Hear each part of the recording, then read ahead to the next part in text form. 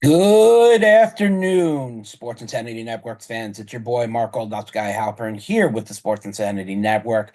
Along with me is the one true member of this network who is as crazy as a Knicks fan as I am, and that is Vice President Danny Boy Reginald. Danny, good afternoon. How you feeling? Um, I still can't believe Friday happened because if I'm being real with you, and I said this on SIP earlier, I was not expecting the Knicks to win Friday. I was expecting to go seven, but they had other plans. A thumping plan happened. Ass whooping. Loved every moment of it.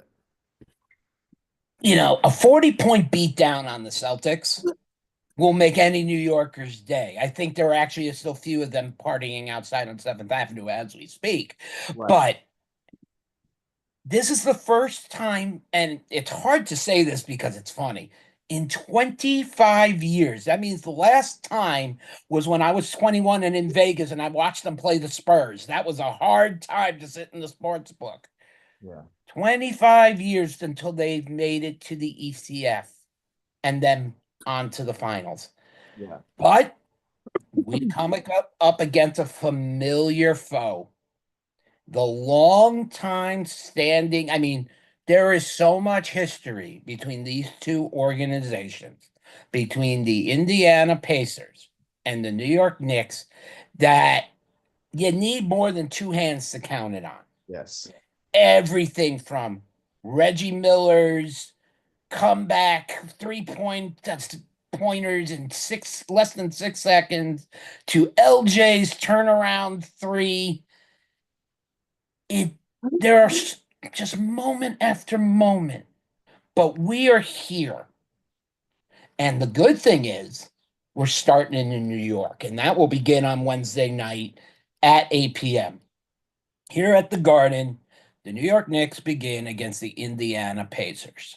Danny, the good thing is we got a couple of days of rest to give a few players a break.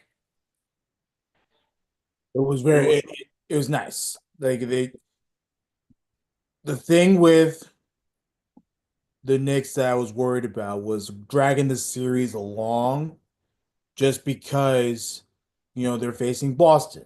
Boston's a tough team. Give them a lot of credit. Um, but I'm glad that they were able to get some rest. Um, Now rest is a good thing, but not if you're the Indiana Pacers because they've been out for their once they start playing again, they would have been off for a week, which can throw your game off a little bit. Which we're hoping it does. Well, of course, that's the hope, but of course you just never, you know. So, the Indiana Pacers, what are we expecting? Except for the fact that I would be very shocked if the Garden doesn't stand up for Obi Toppin. He was a great Nick for his few years that he was there. I'm sure he's going to get a round of applause, because the Knicks take care of their own. They always have. But let's look at the Indiana Pacers and what we're going to be seeing on the floor. Obviously, Tyrese Halliburton. Yeah. Just the name alone strikes fear.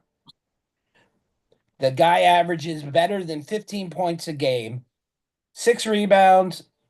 The assists are not there, but that's okay. But he is active in almost every category. He has numbers. How do you control somebody like Tyrese Halliburton? Who is going to be tied? Brunson's probably going to mark up against him right up, right up. But who would he be switched to, Dan? If he became an issue, who would your next choice be for coverage on Tyrese Halliburton? I'm thinking it's a good question.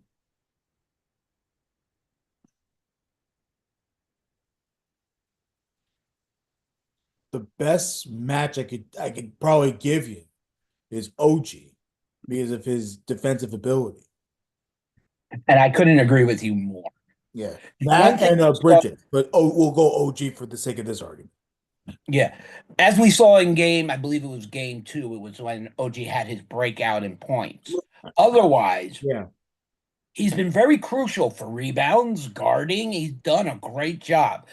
yeah, To Dan's extent, Mikal Bridges has also stepped up his game. yeah. And which is very nice because we traded a lot to get him. We didn't see we saw enough in the regular season to know, okay, he can be an impact player, but he's wildly inconsistent.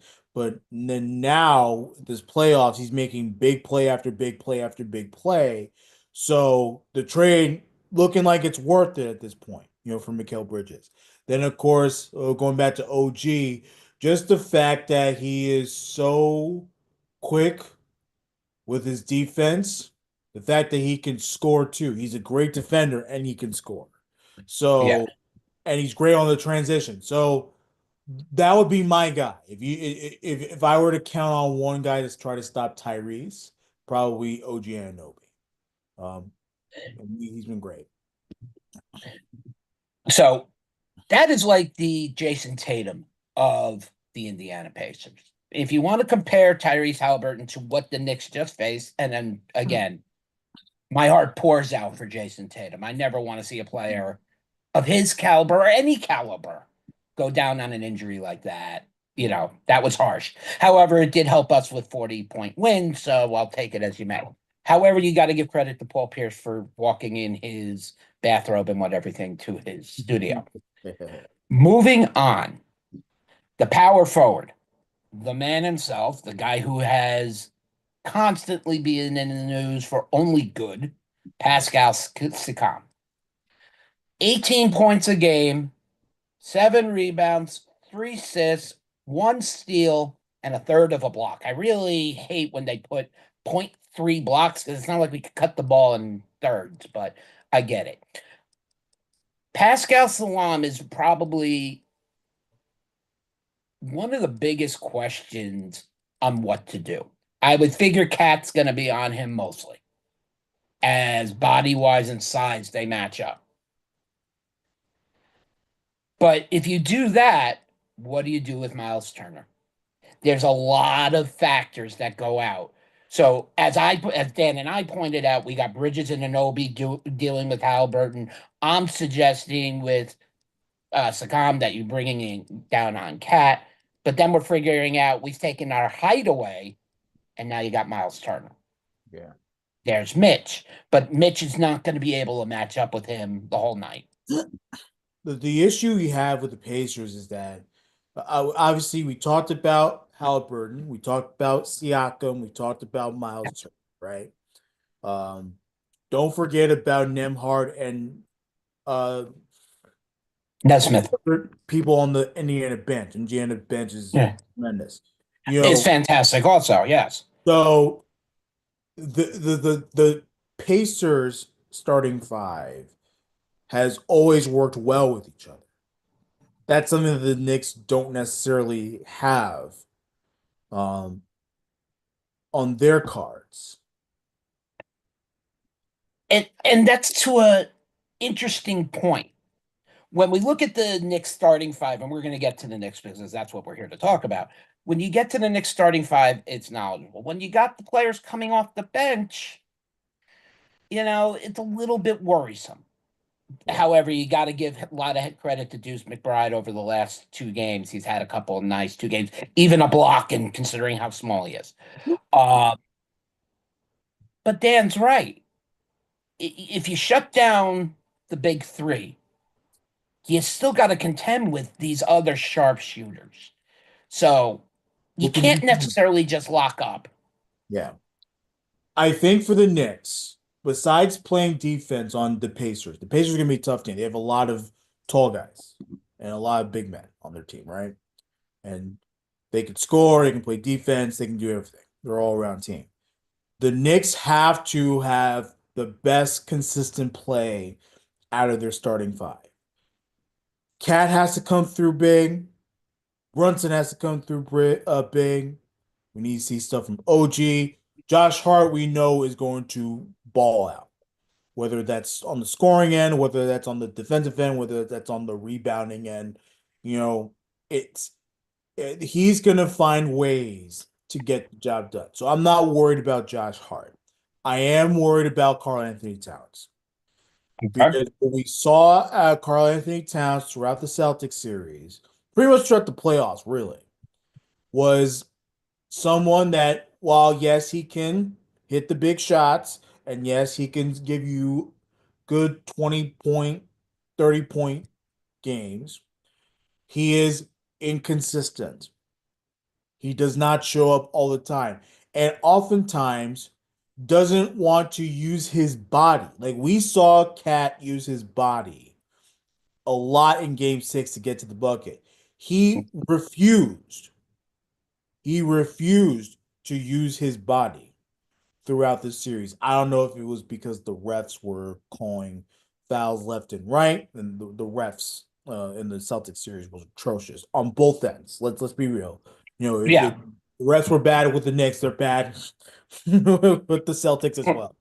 So, uh, but yeah, man, look, the bottom line is Cat needs to be the big man that he is. We all know that he may not necessarily be a major attack down low, but he has the ability to. Game 6 showed that. So use your body, get to the bucket. It's going to be a tougher series with Indiana because they're a good defensive team, right? Oh, Uh, yes. they're a good scoring team as well. So it's going to be a tougher series, but if you use your body, get to the bucket, and then of course drain threes when you have to, everything's gonna be fine. So I need to see So, more consistency out of Cat. I need to see Brunson. Obviously, we need to see him be the big time finisher and closer that he is. And then everyone else has to contribute. And then, of course, on the defensive end, stop Halliburton. Pascal Siakam cannot score as well. Gotta make sure we contain him and just take Indiana off their game. Make him think about it a little bit. mhm. If you look at the Knicks compared to the Indiana starting five, the Knicks have it all over them via the stat sheet. And that's not uncommon in any matchup you've ever seen in any sport. Brunson averages almost 30 points a game with 7 assists and 4 rebounds. Cat's averaging over 20 points a game with 11 rebounds. Hart, Anobi, and Miles Bridges all averaging, Mikal Bridges, all averaging over 12 points a game. There's one big difference between this Knicks lineup and the Indiana lineup. The Knicks starting lineup averages more points Yeah. than the Indiana lineup, and we all know the more points wins. But Dan called out a very big point. The rest were horrible on both sides of the ball. I mean, whether they didn't want to let them play or what, whoever knows. I don't know. They were just very critical on a lot of things. I hope they're going to let these teams play a little bit because I'm telling you, this is going to be a physical game. There's going to be a lot of hip checking, there's going to be elbows.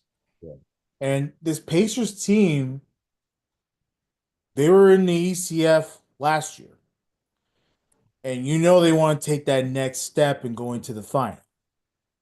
So while this Knicks team, obviously some of them were here, others were elsewhere. This team hasn't really been any. You know, the only one that came close was Cat with the Wolves. So Right. now he can, hopefully do his thing with the Knicks. Watching everything being said and done, there's still one more series that comes after this, and we'll get to that in a second. Last year, the Indiana Pacers did make it to the Eastern Conference Finals. Who did they beat? They got there. Knicks. The Knicks. The Knicks have all the hatred and momentum on their end right now, and they have the willing to go. This is a different Knick team than last year. I miss Dante DiVincenzo. I really do. I think he was a great spark off the bench. However, That's not the case. We got what we got, and I'm happy with what we have. If the Knicks go out and play like they did in game one and game two, I'm not talking about later on.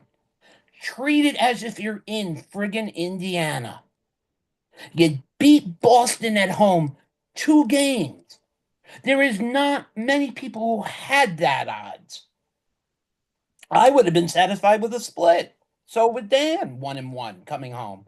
But to have two up on Boston coming back to the Garden for three? No, you didn't want that. That helped the Knicks big time. More than a lot of people think. So now the Knicks are facing. Sorry, Dan. All I was about to say was because it allowed them to get that commanding lead later on, but and then that helped them win the series. So yeah, that Right. helped. So the Indiana Pacers have been sitting and watching, and now the Knicks are coming in with all this fire in the belly. You got the entire part to 7th Avenue locked down Yeah. because New York is alive, and not just in one sport. I mean, yes, the Knicks are at the pinnacle right now. Let's not forget the Mets and the Yankees where they are. Mhm. And the Rangers, forget about them. The Mets and the Yankees are where they are. And Buffalo, who cares about them either? Sorry, Moser. But when you look at the sports going on right now, New York has three of the hottest teams in sports between the Mets, Yankees, and the Knicks. I truly hope we get the game we deserve. And game one being at the Garden means more than a lot of people understand. But trying to go on the road, even in Boston, Yeah. it's a hateful crowd. So is Indiana. The Yeah. Knicks, the obvious answer is the Knicks would be great if they won both games. And I'd this is the settle best for a thing. split. I would settle for a split and then deal with it on the road, knowing that you're coming back to the Garden. Yeah, you have to expect that Indiana wants to take at least one at that MSG. You Yeah. can't you can't think that the Knicks are going to definitely take the both first 2 games. It's going to be a tougher series. So, Yes. I don't know which game they'll take. I wouldn't be shocked if they took game one from us, like No. that good. And then Knicks bounce back game two, or the other way around, the exact opposite. Maybe Knicks take a game, Indiana takes game two, they take home advantage back, right? Um, the one thing I don't want to see for the Knicks is slow starts. One of the biggest issues I had against the Celtics was the slow starts. They And I have couldn't agree with you more on that. they have to minimize the slow starts because I don't. We knew the type of team the Celtics were when things got off to a slow start, and they were able to climb their way back because of good defense and Boston, relying too much on the three. Well, I don't know what type of team Pacers are going to be when they get off and running, and there's no way to catch up, right? So I don't want that. So that's why if I'm the Knicks, get off to fast starts and not necessarily obliterate like you did in game six, but keep it close. Keep them on their tails and don't really. One thing, I bad. I cut you off. Sorry, Dan. The one thing I have to say, All I said was don't relinquish your lead. yeah, the one thing the Knicks do not have to worry about is the 3-point prowess like they did against Boston. Yeah. That will be a very big difference, but we're going to have to see the Knicks use more bigger down low like OG Mitch. Mitchell Robinson is going to be a factor, not points wise. We all hold our breath when Mitch throws a free throw. Mhm. We all do. I mean, it's like watching I don't even know. It's close to Shaq out there. I mean, you got a better chance of him throwing it over the hoop than in it. Um, but Mitch, for his age and everything, really stepped up, and I need him more defensively on the boards. Help get those boards, help get those putbacks, and use him right. Yeah. Game one is on Wednesday night.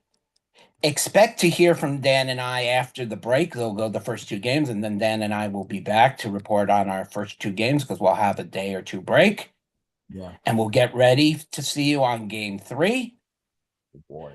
For now, this is Mark Oldof's guy Halpern, along with Vice President Danny Boy Ryans. Please check us out on the website, www.thesportsinsanitynetwork.com, on Facebook, on X at S Insanity Real. Come on, folks. Chime in. We have sports breaks coming up. We have a Shohei Ohtani being listed. Go check out Top Notch. It's going to be there. We need money. On the other side, we'll catch you on the flip side. Have a great night, all. Hey, peace and love.